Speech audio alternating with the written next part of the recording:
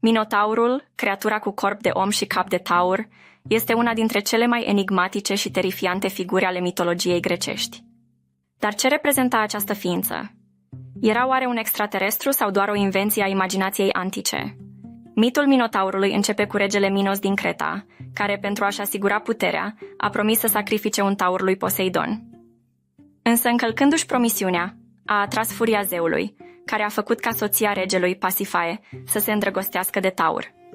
Se spune că această creatură avea o formă dublă, a scris istoricul grec Diodorus Siculus, părțile superioare ale corpului până la umeri fiind cele ale unui taur, iar restul părților cele ale unui om.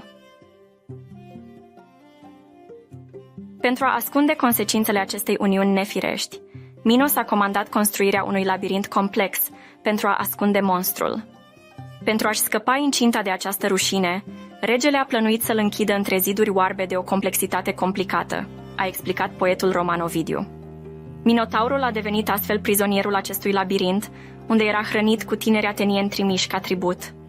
Eroul atenian Tezeu, cu ajutorul lui Ariadna, fiica regelui Minos, a reușit să intre în labirint și să ucidă Minotaurul.